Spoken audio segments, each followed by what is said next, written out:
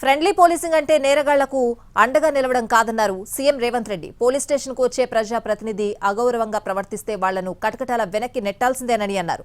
Drugs కేసులో శిక్షలు చాలా త్వరగా వెలువడేలా ప్రత్యేక కోర్టులను ఏర్పాటు చేసే ఆలోచన కూడా చేస్తున్నామని అన్నారు.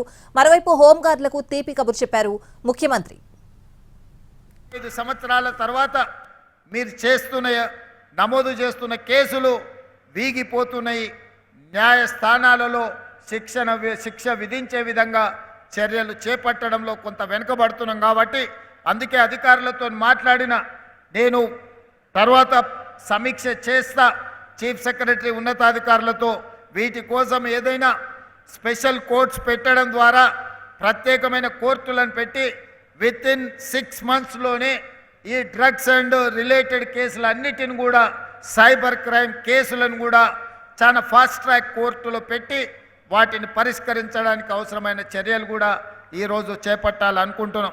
ఫ్రెండ్లీ పోలీసింగ్ అనే పదం బాధితులకు అన్యాయం జరిగిన వాళ్ళు పోలీస్ స్టేషన్కి వచ్చినప్పుడు వాళ్ళని కూర్చోబెట్టి వాళ్ళ ఫిర్యాదు ఏందో కనుక్కొని ఆ ఫిర్యాదును పరిష్కరించి వాళ్ళకి న్యాయం చేసే విధంగా ఫ్రెండ్లీ పోలీసింగ్ ఉండాలి తప్ప కబ్జాలు పెట్టుకున్న వాళ్ళకో హత్యలు చేసిన వాళ్ళకో లేకపోతే ఆర్థిక నేరగాళ్లతో ఫ్రెండ్లీగా ఉండమని కాదు.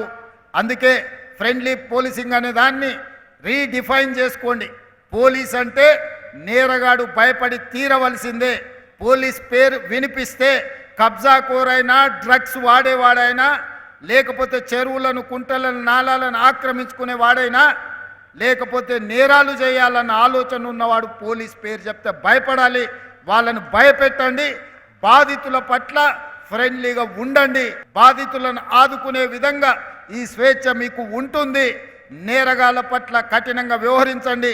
కొంతమంది డాపు దర్పం ప్రదర్శించడానికి పోలీస్ స్టేషన్లకు వచ్చి హడావిడి చేస్తే చక్కగా తీసి బొక్కలేయండి అని నేను చెప్పదలుచుకున్నా. పోలీస్ స్టేషన్కి వచ్చిన వాళ్ళు పోలీసుల పట్ల మొదట మర్యాదగా వ్యవహరించాలి.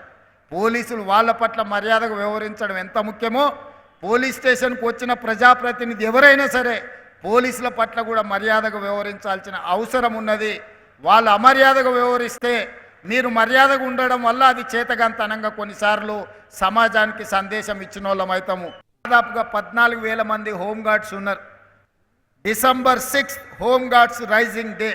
మరి వాళ్ళకి ఏదైనా ఒక మంచి వార్త వినిపించాల్సిన బాధ్యత, వాళ్ళ సమస్యలు పరిష్కరించవలసిన బాధ్యత రాష్ట్ర ప్రభుత్వానికి ఉన్నది. అందుకే ఈరోజు వాళ్ళకి ప్రతిరోజు 921 రూపాయలు డ్యూటీ ఇస్తున్నారు. వాటిని 1000 రూపాయలకు పెంచడం ద్వారా వాళ్ళ యొక్క హానరోరియం 1000 రూపీస్కి ఈరోజు పెంచడం జరిగింది.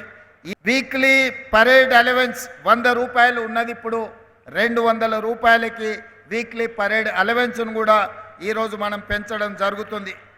ప్రమాదవశాత్తు కానీ ఏదైనా సందర్భంలో వాళ్ళు చనిపోతే వాళ్ళ కుటుంబాలకు 5 లక్షల రూపాయల ఎక్స్ గ్రేషియా కూడా ఇవ్వాలి అని చెప్పి హోంగార్డ్స్ కుటుంబాలను కూడా ఈరోజు ఆదుకోవాలన్న ఆలోచన మన రాష్ట్ర ప్రభుత్వం చేసి